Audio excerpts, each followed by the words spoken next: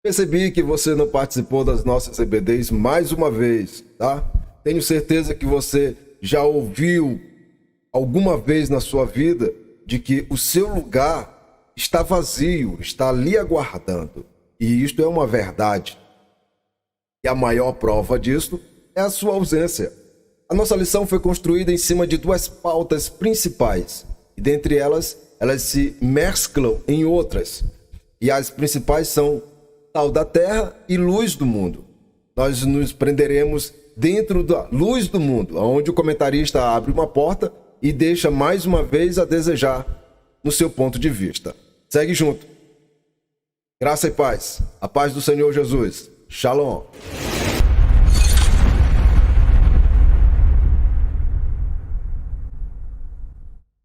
Você pôde observar de pertinho dentro da sala a definição da palavra sal e sua aplicação no contexto histórico.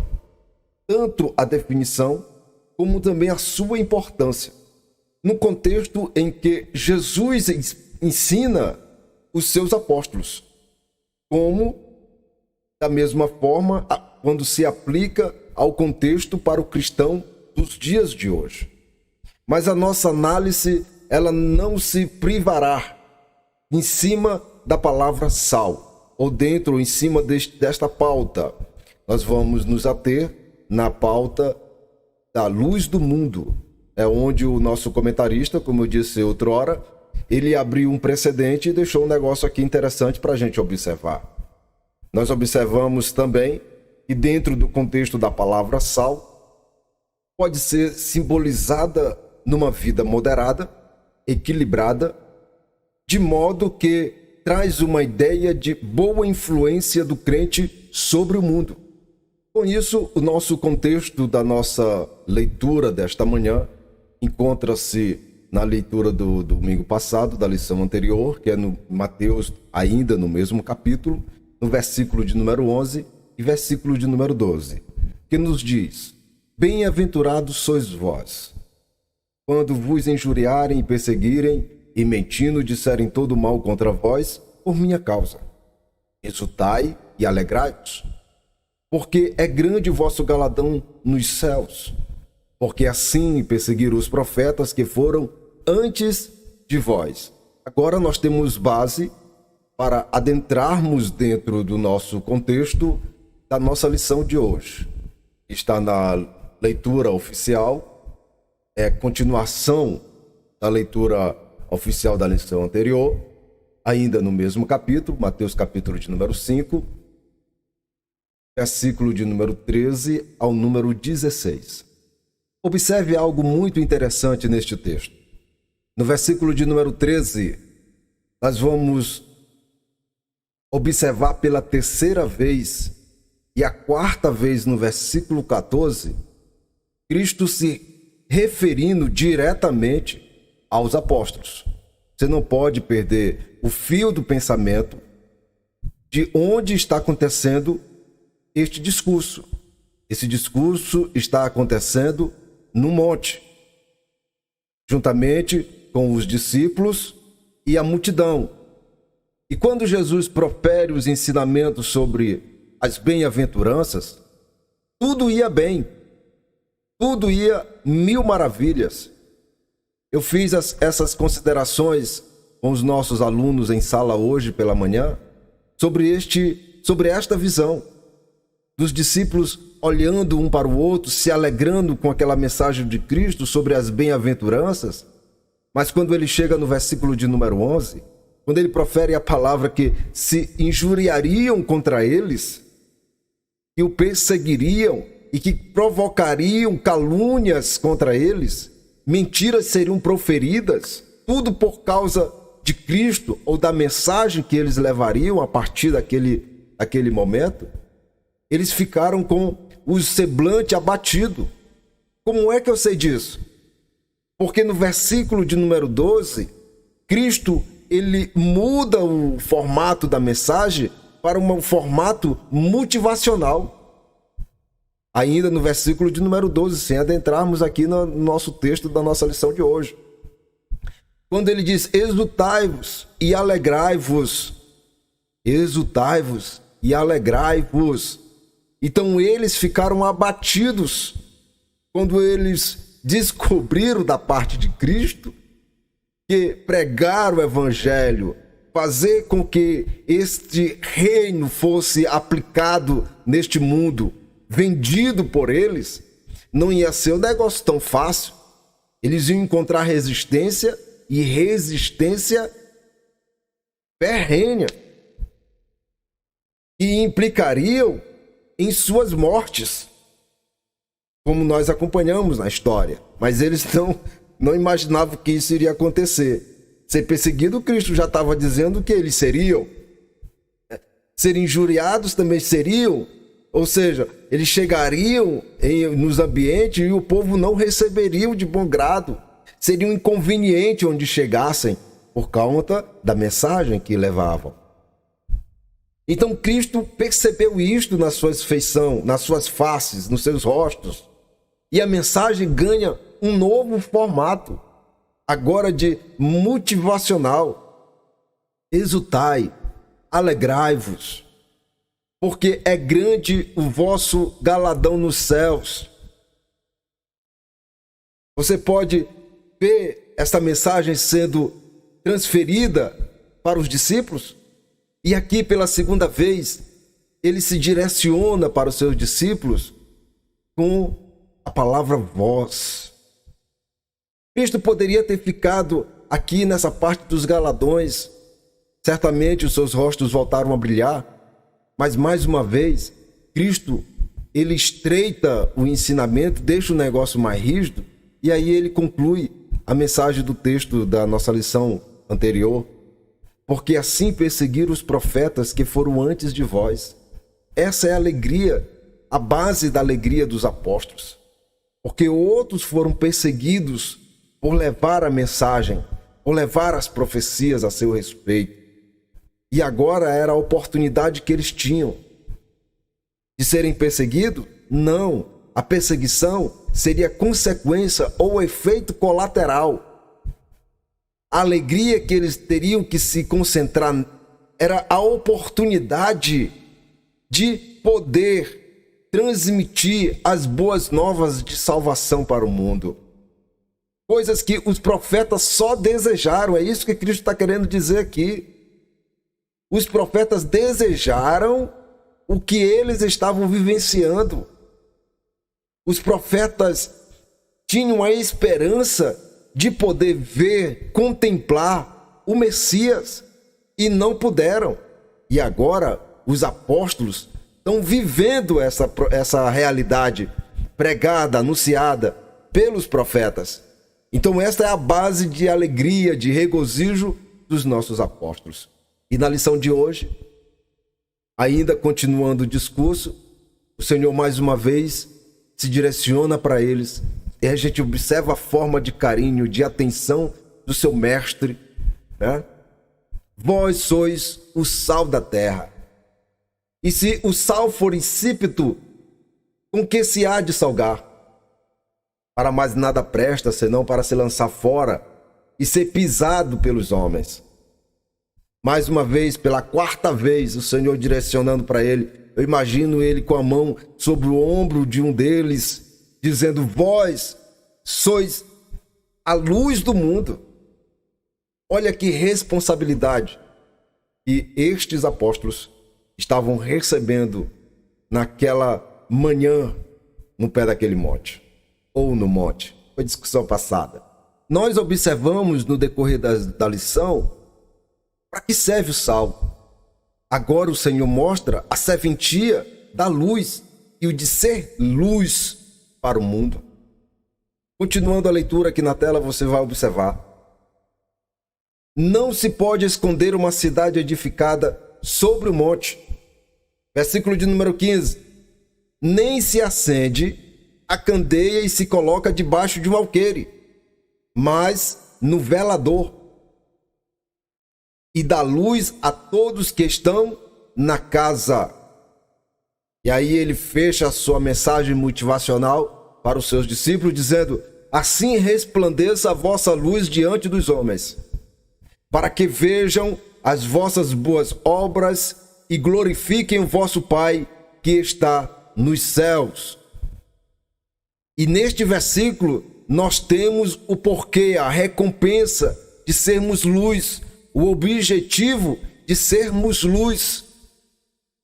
Mas hoje nós só temos esta aplicação porque foi primeiro ensinada aos apóstolos.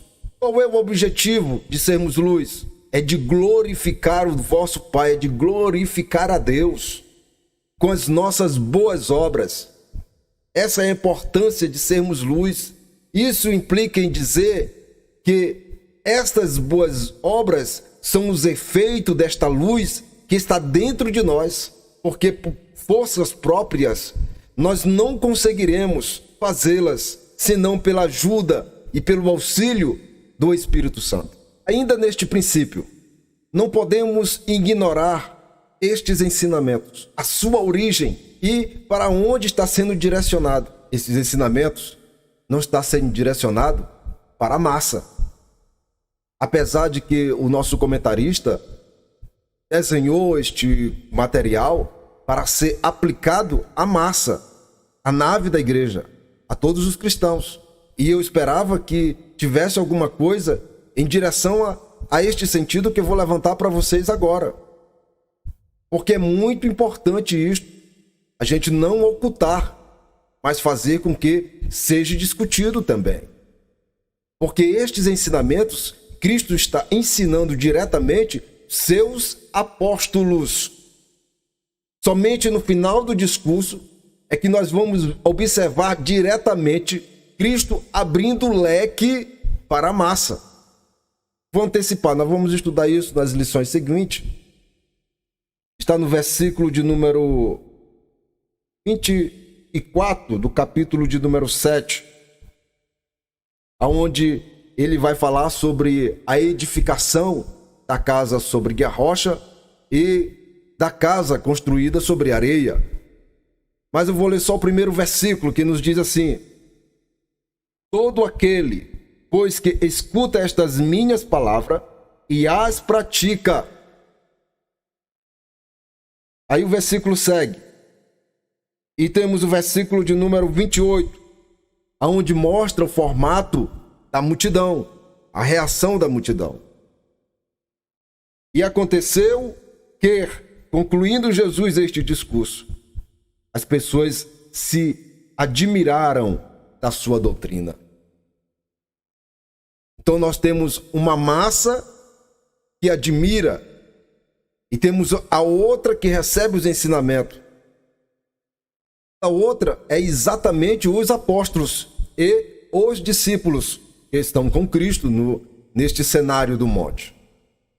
Mas o que eu quero me ater neste ponto, em cima do versículo de número 15, que está aqui na tela, você pode ler comigo agora. Nem se acende a candeia e se coloca debaixo de um alqueire, mas no velador, e dá luz a todos que estão na casa. Não vou discutir aqui a parte do alqueire, não. Isso foi discutido dentro da lição. Vou extrair daqui o meu pensamento sobre este prisma. E com isso fazer um alerta muito grave que está acontecendo nos nossos dias. Vez ou outra, se houve ainda dentro da nave da igreja, os que ainda têm coragem de pedir em suas orações, clamar em suas orações, para que Deus levante vasos segundo a sua vontade dentro da igreja para suprir suas necessidades. Como eu lhe disse, vez ou outra que isto acontece. E quando acontece é que vem a parte preocupante. Porque quando Deus levanta, Jesus está ensinando para os seus discípulos que isso iria acontecer com eles e o que eles não deveriam fazer. Que é exatamente isto aqui: colocá-los debaixo de um alqueire. E o que é um alqueire? É uma unidade de medida com capacidade para secos e líquidos, que varia de 13 a 22 litros. Ou seja, era uma bolsa ou cesta de carga. É como se você pegasse a lâmpada, a candeia, e colocasse essa medida, essa unidade de medida em cima dela.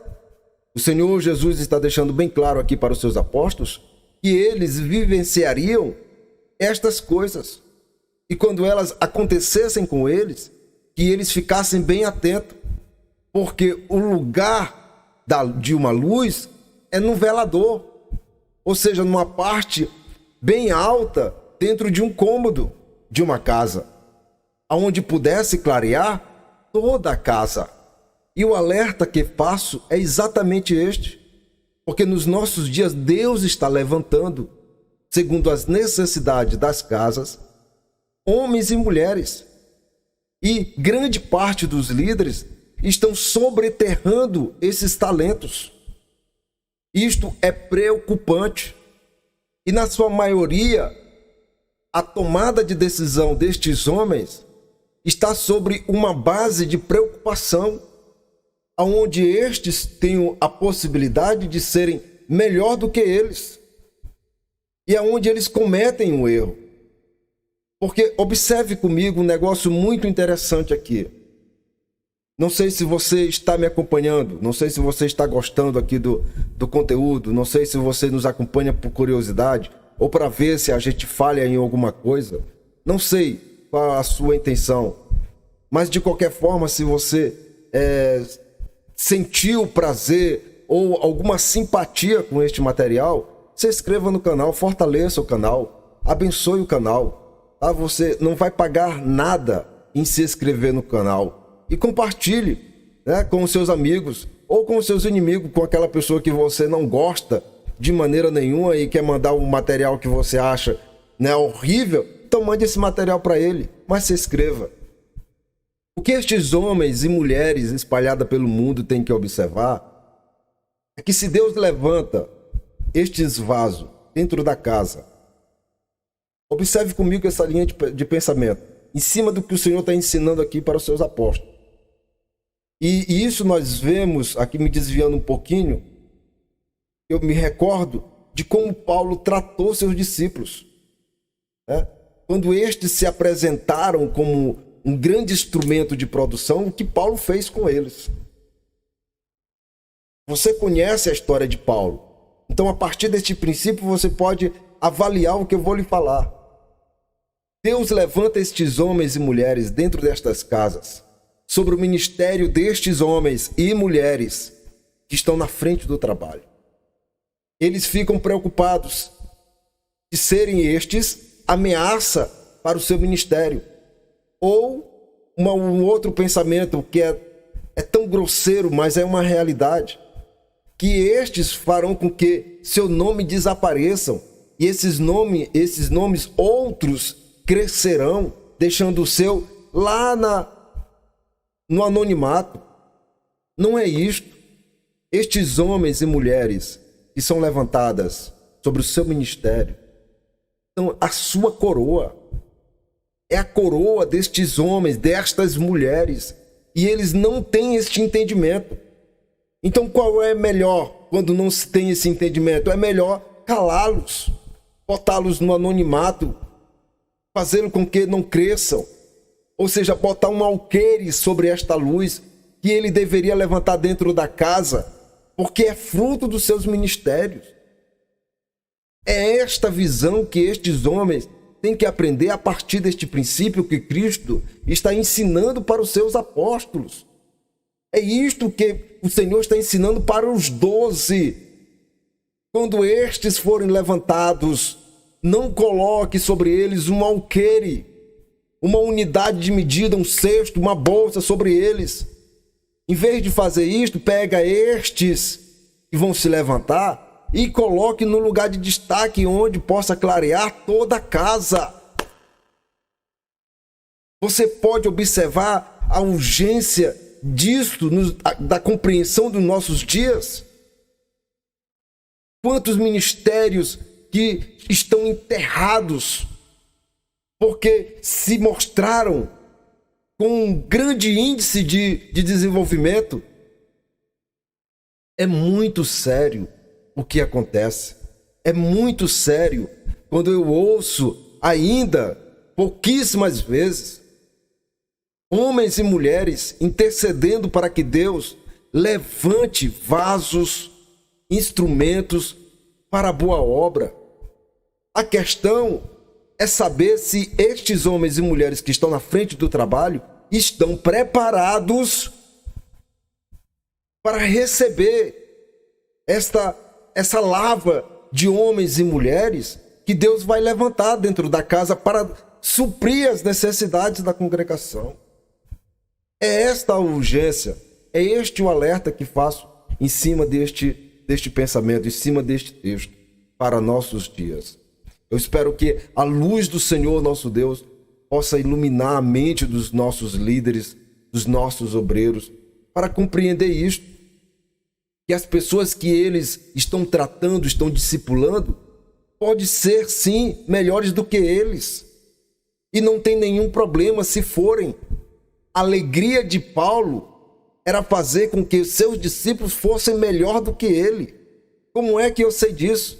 Quando ele passa a ensinar para os seus discípulos tudo, sem ocultar nada, com a intenção de que estes pudessem fazer obras maiores que a que ele já tinha feito. A alegria dele seria em saber que estes homens, que estes discípulos que ele cultivou desde a sua infância, tinham capacidade de continuar seu ministério e de fazer coisas maravilhosas e bem maiores do que ele fez. Mas isso não acontece nos nossos dias. É isso que eu quero trazer aqui para os senhores em cima desta pauta. Tá? É esta preocupação que eu quero trazer aqui. A maioria, uma grande maioria dos líderes não conseguem ver isto. Que estes homens e mulheres que se levantam com um ministério brilhante dentro das suas casas são pérolas dos seus ministérios. E eles estão botando um alqueire em cima. Misericórdia. Que o Espírito de Deus possa trabalhar poderosamente na vida da sua igreja. E que isto possa mudar de uma forma extraordinária, que possa impactar a vida de milhares de pessoas. Observe aqui no texto. Versículo de número 15. Vou ler novamente para encerrar, para a gente ir para outra pauta. Nem se acende a cadeia e se coloca debaixo de um alqueire, mas no velador, e dá luz a todos que estão na casa. Nem se acende a cadeia. Então ele está dizendo que você não vai acender uma lâmpada mesmo, para você botar ela debaixo de uma vasilha. Quando você tem a intenção de acender uma lâmpada, é de fazer com que ela sirva para o seu propósito, que é de dar luz, que é de clarear. Então deixe a luz do seu ministério brilhar, meu irmão. Deixe a luz do seu ministério raiar dentro da igreja. O mérito é seu, é resposta das suas orações. Deus está lhe respondendo e você não está ouvindo. Deus está lhe atendendo. Tire o alqueire da vida destes homens e destas mulheres e faça uso daquilo que Deus lhe entregou para o desenvolvimento do ministério, do seu ministério, em nome de Jesus Cristo. Esse é um conhecimento que é ignorado por grande parte dos nossos. É porque já absorveram outros materiais com outras informações que não coincide com o que nós vamos apresentar. Você vai ver que é um ponto de vista, segundo as Escrituras, mas diferente totalmente do que foi ensinado ao longo dos anos. Inclusive, por uso de materiais que foram aplicados a nossos ensinamentos, para nosso conhecimento e em estrutura na fé, estes materiais nos guiaram por muitos anos com uma mentalidade pesada, difícil de compreensão. E é muito difícil discutir sobre o assunto pela variação de comentários, de traduções, de estudiosos cada um com seu ponto de vista.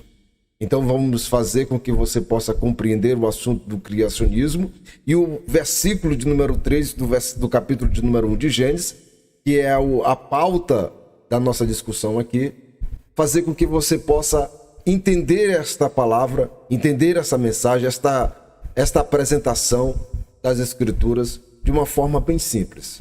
Então, vamos para o nosso desenho. Fazer com que você possa ter um entendimento nesta lousa digital. Nos acompanhe. Antes de trazer o ponto central, que é Gênesis 1:3, repetindo aqui mais uma vez, sendo incisivo nisso, é necessário que se faça o contexto. E vamos fazer esse contexto com meios gráficos. Vamos fazer esse desenho na lousa, contextualizando esta pauta, para que você possa compreender com mais facilidade, da maneira mais simples possível, porque a ideia é esta, é fazer e apresentar um elemento que é o ensino, mas não com burocracia e nem com jargões, mas de uma forma simples, de uma forma compreensível, que esteja acessível a todos. Então vamos para a nossa lousa.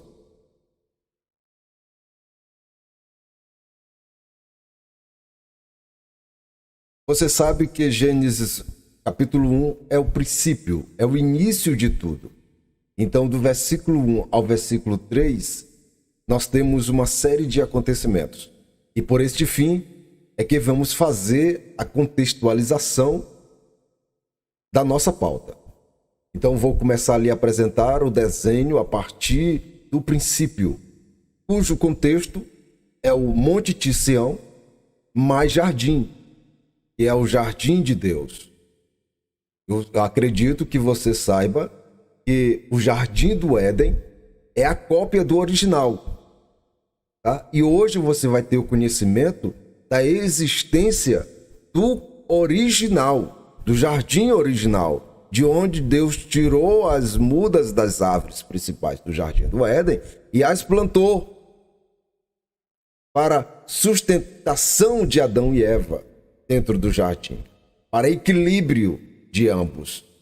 E esta existência é importante você saber, a partir deste ponto de vista, como é simples quando nós organizamos todas as informações em um único lugar.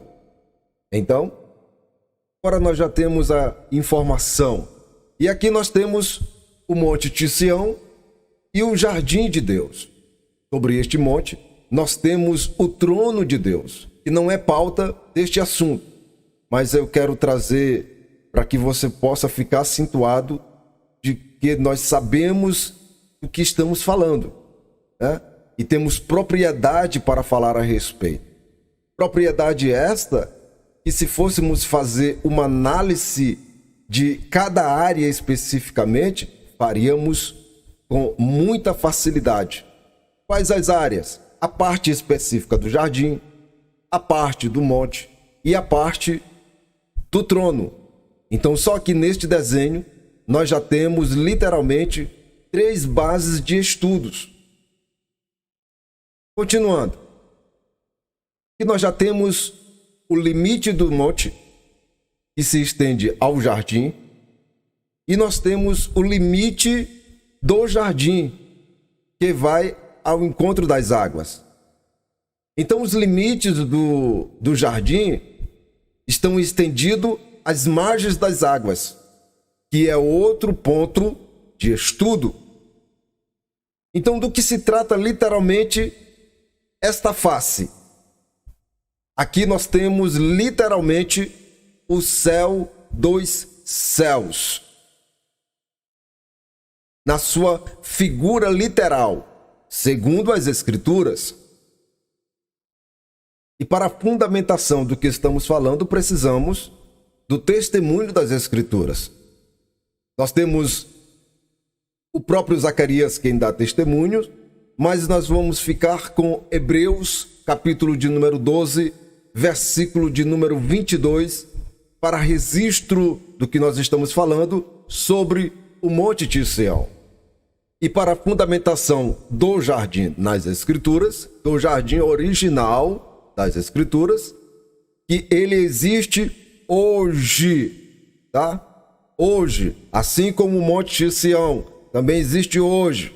E o nosso apóstolo Paulo teve a honra, o privilégio de ser arrebatado aqui no terceiro céu, tá? Que é o céu dos céus.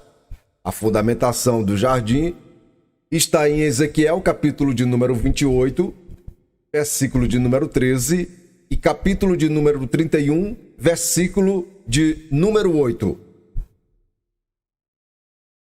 Este é o princípio do contexto que nós estamos construindo para o versículo de número 13.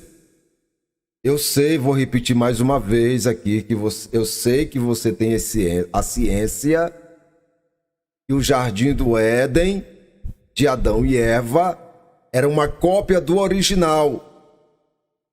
Eu sei que você tem essa ciência, tá? Então estou lhe apresentando o original, tá? Vamos continuar.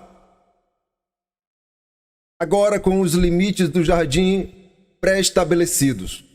Nós temos o início das águas do terceiro céu. E dentro dessas águas é que está localizado a terra que é apresentada em Gênesis capítulo de número 1, versículo de número 2. A terra sem forma e vazia. A partir deste desenho, você tem uma visão literal do criacionismo de Gênesis capítulo de número 1. Ok? Aqui é a forma literal. Eu acredito que você possa compreender com mais facilidade agora com este desenho. É neste cenário é que o Espírito Santo do Senhor desce do trono e paira sobre o abismo. É neste cenário. Então este abismo está entre as águas. O que é que o versículo de número 2 quer dizer literalmente sobre o Espírito Santo pairando sobre a face do abismo? Significa dizer que o Espírito Santo preparava a terra para a construção que ela estava prestes a sofrer. Em palavras mais simples, o Espírito Santo preparava a terra para a grande obra que o Senhor estava prestes a iniciar. Você observa como é mais fácil você entender sobre este assunto, olhando por esse prisma? Este, literalmente, é o contexto do versículo de número 3. Agora a nossa estrutura já está pronta para, finalmente, falar alguma coisa sobre o versículo de número 3. Este é o cenário. Acima nós temos um monte com o jardim. Vamos começar na ordem cronológica. Temos o trono sobre o monte. Abaixo nós temos o jardim, seus limites, início das águas. Nas profundezas destas águas, nós temos a terra sem forma e vazia, onde o Espírito Santo desce e sobre ela pairava em volta dela, até a construção de Gênesis 1, 3. Esta é a pauta da nossa questão aqui neste momento. Então aqui nós temos o nosso contexto. Antes de entrarmos, me recordo de algo muito interessante, olhando para esse desenho, quando Moisés desejou ver Deus, conhecê-lo, ver fisicamente, e Deus, tendo misericórdia de Moisés, não conseguiu ou não disse não para Moisés. Só que ficou algumas restrições. Por exemplo, Moisés não conseguiria ver ou olhar para a face de Deus. Porque, como ele mesmo disse, nenhum homem poderia ver sua face e sobreviver.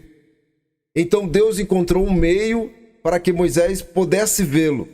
Colocou em uma fenda, e mesmo estando em uma fenda, o Senhor o cobriu com as suas mãos, o protegeu da sua glória. Olha que tremendo isso aqui. Mesmo Moisés, através de uma fenda, Deus ainda colocou as mãos sobre ele e ele ia passar por esta fenda, ia ficar visível ao olho a visão de Moisés, e Moisés ia conseguir vê-lo pelas costas. Mas veja bem, Moisés está por trás de uma rocha, observando essa oportunidade por uma fenda, mas com a cobertura das mãos do Senhor protegendo-o, por conta da sua glória que era tremenda, e o homem físico não suportaria. O que tem a ver esta situação com este desenho? É simples. Observe a estrutura. A terra está submersa nas profundezas do oceano do terceiro céu. É incrível isto, né? Isso aqui, a lógica e a ciência ficam pirada, porque não tem lógica, a razão não consegue chegar a este entendimento. Isso é necessário a gente ter fé, meu irmão, para poder acreditar no negócio desse aqui. E é os nossos apóstolos que dão testemunho disso aqui. Águas para cima, tudo é água, meu irmão.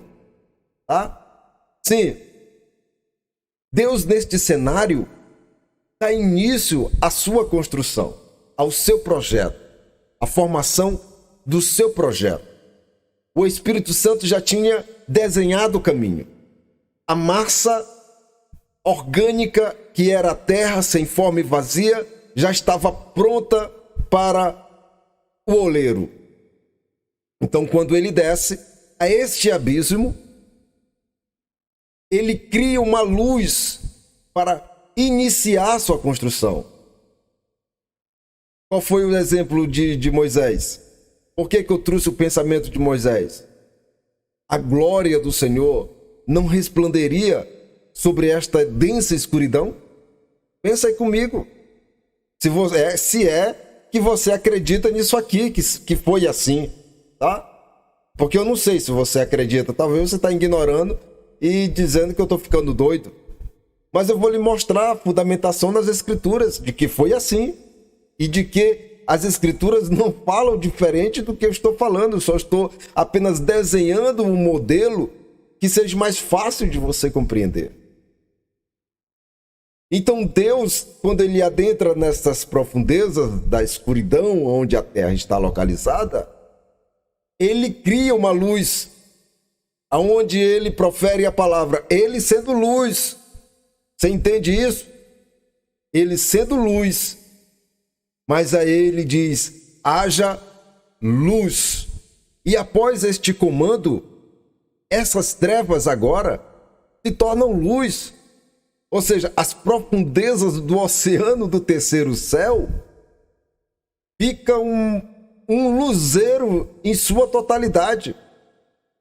Porque aquela lâmpada começa a florescer sobre tudo aquilo que estava para ser construído, ou edificado, ou continuado. Uma luz aparece agora em densas águas, no mais profundo dos abismos. E quando Deus olha aquela maravilha acontecendo diante dos seus olhos, ele continua o versículo, ou o texto sagrado, e viu Deus a luz, e isto era bom. E Deus separou a luz das trevas. E chamou Deus a luz dia, e as trevas ele chamou noite. Um detalhe, os luminares ainda não existem aqui. A própria formação da terra, como você está observando aqui na nossa lousa, não está formada, tá? Não tem formação na terra. Este é o princípio da criação, é o começo da criação, é o início da criação. João, capítulo de número 1, versículo de número 1. Mais na frente nós vamos seguir a leitura. Vamos seguir com o pensamento. Vamos mudar essa forma deste luzeiro. Vamos desenhar uma lâmpada para poder intensificar o que virá em nosso desenho. Você observou como agora é mais fácil entender João, capítulo de número 1, a partir do versículo 1? Aqui nós temos o princípio da criação, do Cromos. Este é o cenário do Cronos, o tempo dos homens, no seu projeto original. Não esqueça que neste cenário, Cristo, desde a eternidade, do Kairos de Deus, até o nascimento virginal, ele é um mistério escondido. Nunca esqueça disso. É um princípio básico para que haja compreensão sobre o que eu estou lhe mostrando. Você precisa entender que Cristo é o mistério escondido desde a eternidade, antes disto aqui, desde a eternidade até o nascimento virginal, ele é um mistério escondido. Significa dizer que ninguém sabe da sua existência. A sua existência é desconhecida. As formas que ele se apresentou ao longo do Antigo Testamento, nós a conhecemos. O Senhor agora já tem luz para continuar a sua obra. E aqui começa o grande momento da criação. Haja firmamento, versículo de número 6. Haja um firmamento no meio das águas. Você consegue entender o versículo olhando para esse mapa? Haja um firmamento no meio das águas, e que se separe águas de águas. Quando o Senhor determinou este firmamento entre as águas, que é o mar, o terceiro céu, e quando ele ainda continua dentro deste projeto, dividindo águas de água, ele cria um vácuo entre o primeiro firmamento e agora com o segundo firmamento. Temos dois firmamentos em um. Temos a construção do globo terrestre, submerso em água. Quando ele faz a divisão entre águas de águas, ele cria um espaço vazio entre os dois firmamentos. E é dentro deste espaço é que vai ser construído ou edificado as estrelas, os planetas. Vamos para o desenho. Então é isto que acontece. É neste formato aqui que está o nosso globo. Nós temos a divisão de águas entre águas. E o Senhor, sobre esta luz poderosa que está com essa luminosidade nas profundezas deste oceano, o Senhor cria o firmamento entre águas de águas. Este é o processo da criação. Foi assim que Gênesis 1 é construído. Você observa como é fácil de compreender desta forma? Mas qual é a fundamentação do que nós estamos falando? Nós temos que mostrar a fundamentação. Não posso ficar aqui só no que eu estou falando. Tenho que mostrar para você agora, além do texto que nós lemos, para você entender literalmente e acompanhar, se preciso for, na sua casa, com outros materiais. Vou pôr a referência para você. E dentro da expansão, o texto é Gênesis capítulo de número 1, versículo a partir do número 6 ao versículo de número 8. E aqui nesta construção, nesta expansão, o Senhor chama de céu. Qual é o céu? O segundo céu. Porque o terceiro céu, já lhe mostrei, está um pouquinho acima, ok? Com isto, agora você tem a visão do céu, que é o segundo céu, e o terceiro céu, que é o céu dos céus. Então, esta expansão, o Senhor a chama literalmente de céu. Então, aqui você observa que o Senhor fez com que as águas se separassem de águas. É isso que o texto está mostrando, o que aconteceu. Por muito tempo a gente ficou sem o conhecimento de fato do que aconteceu na criação. E aqui você tem uma visão do criacionismo segundo a Bíblia. Então que você possa abrir sua mente em nome de Jesus Cristo e compreender as Escrituras de uma forma que não lhe comprometa a seguir outras variações. Então, meu irmão, nós estamos no meio de águas, literalmente. Tá? A ciência, os cientistas, a lógica, a razão, meu irmão, não vão entender isto jamais, não vão aceitar isto jamais. Já foram registrados não sei quantas constelações dentro deste céu, tá? A infinidade de planetas que já foram registrados ou catalogados pelos cientistas, de outros que estão surgindo, dos sóis que existem. Isto é a palavra de Deus, é as escrituras sagradas. Continuando, como você pode observar no desenho, a Terra está submersa entre águas. E você olhando para esta imagem, literalmente a Terra está dentro de uma placenta e está prestes a nascer. Observe se não é. Quando nós ouvimos os nossos apóstolos transcrevendo que a Terra está em processo de partos, geme com dores de parto, fazendo menção disto.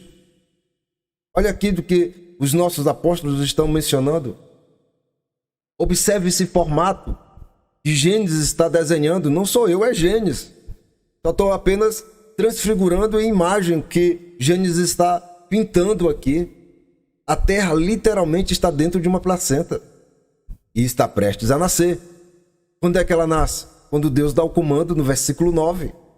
Você quer observar? Versículo 9. E disse Deus: ajunte-se as águas sobre os céus em um lugar e apareça a terra seca. E assim foi. Versículo de número 10.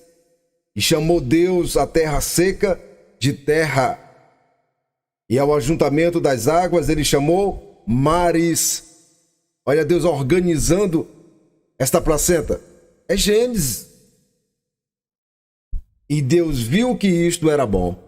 Aqui nós temos a divisão entre águas, e agora Deus começa a remodelar o planeta cujo nós conhecemos, tá? Está em processo de nascimento. O seu nascimento total ainda não aconteceu. Ele ainda sofre com as dores de parto, tá? Nós não vamos entrar no mérito. Mas você tem uma visão a partir deste ponto sobre o que os apóstolos escreveram sobre as últimas coisas. Então este é o texto de base para o nosso segundo elemento, que é a terra. Gênesis capítulo 1, versículo de número 9 e versículo de número 10. E você tem a fundamentação do que eu estou lhe mostrando. Aí você pode espernear do outro lado aí da telinha e dizer: ah, meu irmão, não acredito nisso aí não, isso aí é coisa da tua cabeça. Esse negócio da terra ser tirado do meio das águas, ter acontecido dessa forma, isso não é verdade. Não é verdade? Vou lhe levar para outro texto. Não vou pôr na tela, não vou pôr no registro, tá? Você anote aí. Qual é o texto?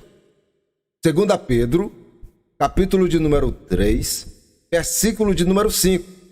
Esse eu faço questão de ler para você. Você que não acredita que a terra está entre as águas, que ela subsiste no meio das águas. Bora ver o entendimento do apóstolo Pedro? Eles voluntariamente ignoram isto, e pela palavra de Deus, já desde a antiguidade, existiram os céus e a terra. Desde a antiguidade. Continua. Que foi tirada de onde? De água. E no meio da água subsiste. Olha o desenho. Nós subsistimos no meio das águas. Observe aí em volta do firmamento, do primeiro firmamento que Deus estabeleceu. No capítulo, no versículo de número 6 ao versículo de número 8. Então aqui nós carimbamos Esta revelação, como 2 Pedro, capítulo de número 3, versículo de número 5. E na formação da terra, o Senhor continua com o projeto. O texto, cronologicamente, a partir do versículo de número 10, se segue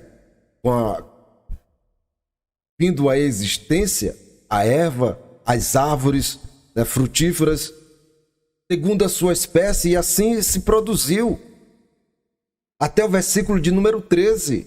E a partir desse, nós temos a formação literal dos dois luminares, que é o Sol e a Lua, onde estes fazem divisão entre a luz e a noite, as trevas e o dia, um para clarear durante o dia e o outro clarear durante a noite. Temos com isso a formação também das estrelas. E na formação, que é esse ponto que eu quero trazer para vocês, e na formação, que na criação do Sol e da Lua, a luz original, ela é tirada de cena. Você consegue compreender o que eu estou lhe dizendo? Olha aqui para a tela. Tudo que nós já desenhamos aqui, desde do firmamento, do primeiro firmamento que Deus determinou entre as águas, tudo que foi criado até aqui foi sobre a ótica desta luz. Do versículo de número 13. Com a criação do Sol e da Lua, esta luz, ela sai de cena. Você consegue compreender aqui o que eu estou tentando lhe dizer? Você consegue agora ter uma visão diferente sobre o criacionismo? Nesta ótica, segundo as Escrituras, não é meu ponto de vista, é segundo as Escrituras.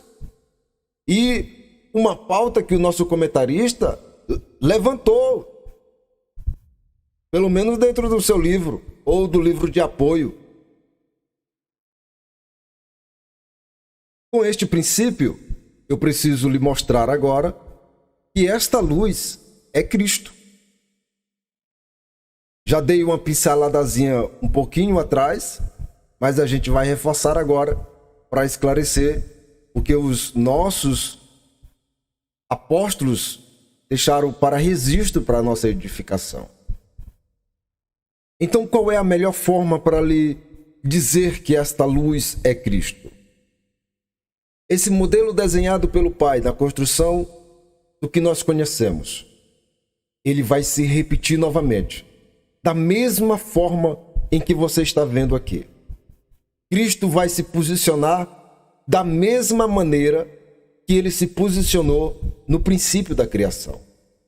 E para isso eu preciso levar você para dentro do texto, para que você possa compreender este princípio, onde que vai haver e quando haverá essa manifestação de Cristo obedecendo este mesmo desenho, este mesmo padrão que deu-se início à criação do cromos. Ou seja, o Sol e a Lua não terão a sua serventia. Agora eles, nesse cenário, eles estão agindo segundo o programado e a luz original saiu de cena. No projeto original, aonde este cenário vai se repetir, vai ser a vez de o Sol e a Lua não ser necessário mais neste projeto. Porque Cristo vai assumir a sua posição de origem. E quando vai ser isto? Em que tempo acontecerá o que nós estamos pintando aqui nesta lousa?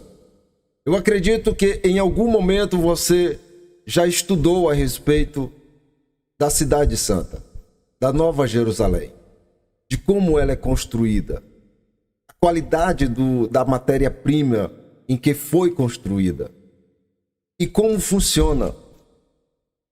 Eu acredito que você já tenha lido, estudado, ouvido de alguém a respeito desta cidade.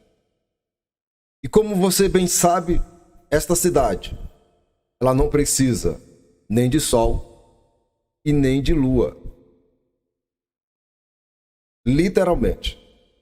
O sol e a lua não terão mais serventia nesta cidade. E outra coisa que certamente você sabe e aprendeu é que esta cidade, ela vai ficar em nossa órbita. Você sabe disso, não é? Eu espero que você compreenda isto. Quando você vê o apóstolo Mateus escrevendo e o sol e a lua perderam o seu brilho, existe muita especulação. Mas o que de fato está acontecendo é a cidade assumindo a sua posição original, que é esta aqui que eu estou lhe mostrando, aonde ela será o luzeiro para tudo que nós conhecemos hoje. Qual é a fonte da luz desta cidade? O próprio Cristo. Então o texto, para sustentar o que eu estou lhe falando, é Apocalipse, capítulo de número 21, versículo de número 23. Quero ler para você. E a cidade não necessita de sol nem de lua. Perderam a sua funcionalidade. Já serviram ao seu propósito. Agora entra outro elemento em cena, desenhado lá no projeto original. Você está vendo aqui na tela.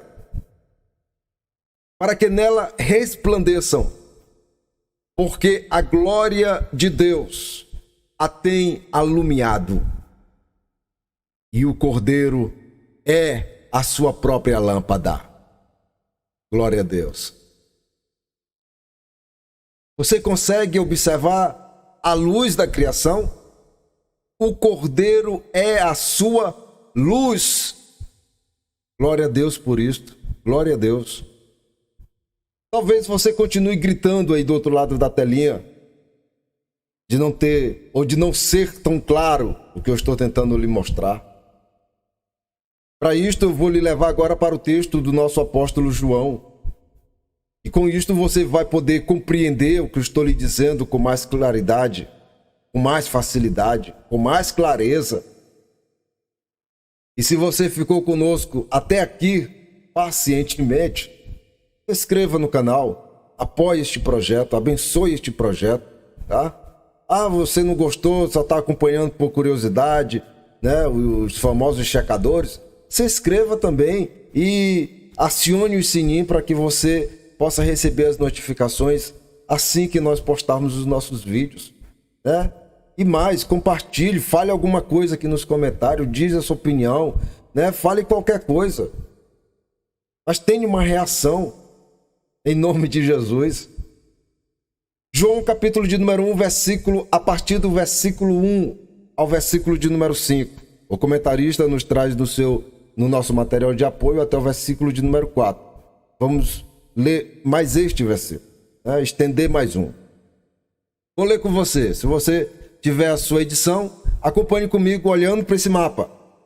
Vamos lá. Em princípio era a palavra, e a palavra estava com Deus. Onde é que estava? Haja luz. No verbo, na aplicação do verbo. Palavra, verbo. Versículo de número 2. Este estava em um princípio com Deus. Quem? A palavra, o verbo. Versículo de número 3. Todas as coisas foram feitas por ele, e sem ele, nada do que foi feito se fez. Olhe para o quadro e veja a luz e o princípio da criação. Vou ler novamente, você olhando para o quadro, vou ler o versículo novamente. Todas as coisas foram feitas por ele, e sem ele, nada do que foi feito se fez. Esse é o entendimento do apóstolo João. versículo de número 4. Nele estava a vida, e a vida era a luz dos homens. Mais uma vez, a luz dos homens, do tempo cromos. E a luz brilha nas trevas. Que trevas?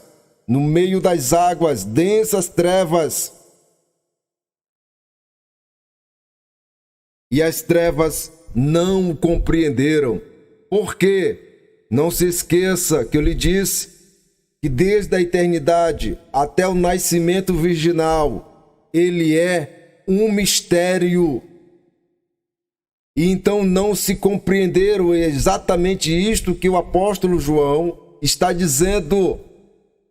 Não sabiam dizer que luz é esta. E nessa discussão prevalece os nossos estudiosos, tanto a parte crítica, como tantos outros teólogos. E nisto persistem as discussões nos nossos dias, sendo que esta revelação é revelada à Igreja de Cristo. O que? O mistério escondido. Esse mistério escondido é Cristo. Esta é a revelação. Esse mistério escondido é Cristo. Então, meu irmão, esta luz que as trevas não compreenderam é Cristo, literalmente. Mostrei para você em Apocalipse 21, 23. Vamos acrescentar aqui a referência, João capítulo de número 1, versículo a partir do número 1 ao versículo 5.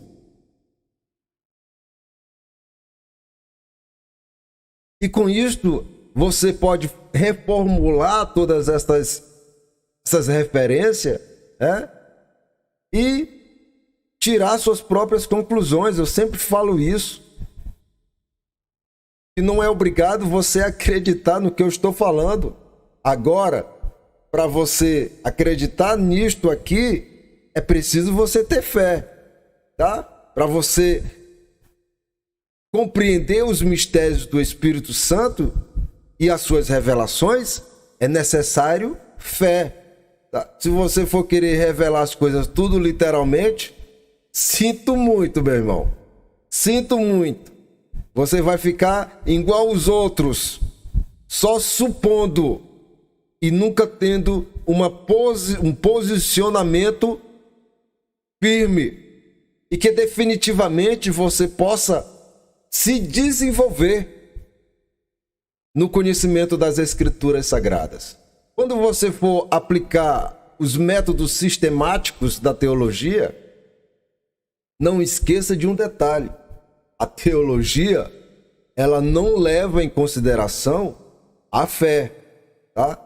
A fé não é levada em consideração, porque ela é pautada na lógica, na razão, tá? Com meios físicos. Então, dentro da teologia, o que você viu é só especulação, fica na nuvem estas coisas. Não pode ser interpretadas literalmente. Isto é teologia. Então, para você ter uma compreensão das Escrituras em sua totalidade, você tem que se abraçar com a fé. Senão você não sai a lugar nenhum. É necessário ter fé. É necessário a aplicação da fé para você compreender assuntos como este. Tudo isso aqui que eu lhe mostrei, isso aqui só é a ponta do iceberg. São apenas alguns textos, alguma imagem que eu consegui projetar para você compreender. A compreensão de tudo isto aqui está muito além do que foi mostrado aqui para vocês neste vídeo. A fundamentação é muito mais complexa do que esta forma que eu apresentei para você. É simples isto aqui, tá? Muito simples. Eu estou apenas lendo os textos e fazendo uma aplicação prática, visual para você. Eu não estou nem entrando no meios burocráticos, sistemáticos. Não, estou desenhando aqui o mais simples possível para você ter uma compreensão de que as Escrituras não é esse monstro de 4 cabeças que muitos pintam. Não é. Agora, se você quer interpretar as Escrituras usando a lógica e métodos científicos, fica difícil. Muito difícil para você chegar a um denominador comum. Você pode observar literalmente com este desenho que a mensagem, que a palavra é poderosa quando você mergulha dentro das Escrituras. É esse tipo de coisa que acontece. Os mistérios se revelam, né? Os segredos, eles vêm à tona de uma forma simples para você compreender. Eu costumo sempre passar isso adiante, que o Espírito Santo, ele não tem a habilidade de complicar a vida dos seus fiéis, mas de facilitar, porque ele é uma ponte, e sendo uma ponte, ele não pode criar obstáculos para a compreensão. O desejo do Espírito Santo é que todos cheguem ao pleno conhecimento da verdade. O problema é que nesta jornada nós desistimos, nós fracassamos, nós não queremos, na sua maioria, queremos facilidade, queremos morder, já digerir, mastigado. E com isso fica difícil de chegarmos e de atingirmos aquilo que o Espírito Santo tem desenhado para nós. Então, quando você observa homens dizendo que Gênesis 1 é tão simples, tão fácil de compreensão, não é tão simples. Você observou a estrutura do nosso mapa? Depois você pode voltar o vídeo, bate um print aí, você vai ver, né, e poder contemplar como não é tão simples. Tem um contexto do Gênesis 1:1, tá? Tem um contexto, e o contexto é necessário ser construído para a compreensão de Gênesis 1:1 seguinte, porque senão você não consegue chegar à compreensão de Gênesis. Porque quando você começa a estudar a partir de Gênesis, você elimina a criação original, que é o jardim original, que é o monte, que é o trono. Você vai entender a descida do Espírito Santo sobre a face do abismo, em que cenário é aplicado. Então é desta forma que estudamos. Quando você observa, como eu já ouvi pessoalmente, de tantos dizerem que o formato da terra era sem forma e vazia, era por conta da queda de Satanás, dos anjos, meu irmão, está muito longe, tá? Muito longe. A aplicação desta queda não se aplica aqui, eu lhe mostrei. E o cenário da queda de Satanás não está aqui em nenhum momento. Por quê? Porque ela já aconteceu eras antes do que lhe mostrei aqui, do Gênesis 1:1. Eras antes já tinha acontecido. Satanás não entra aqui neste cenário. Você imagina aqui o tamanho do leque que é isso aqui? Esta é a palavra de Deus, são as escrituras sagradas, são os textos sagrados. Isso nós não discutimos dentro da sala, até porque não tem espaço para esse tipo de discussão. Para muitos isso aqui possa servir de ponto de incredulidade, mas é Bíblia, é palavra, são os textos sagrados, o respaldo está na tela. Não estou falando por conta própria, eu tenho um respaldo para fazer isso, tenho propriedade para fazer isso. E que Deus possa continuar abençoando você e a sua casa. E se você resolver, participe das nossas EBDs. Você está perdendo uma grande oportunidade. Amanhã talvez você se torne incapaz de participar e você vai se arrepender do tempo que hoje você tem e não participa, simplesmente por uma decisão de não querer ir. Deus lhe abençoe. Mesmo assim, que as bênçãos continuem sobre você, sua casa, em nome de Jesus. Glória a Deus.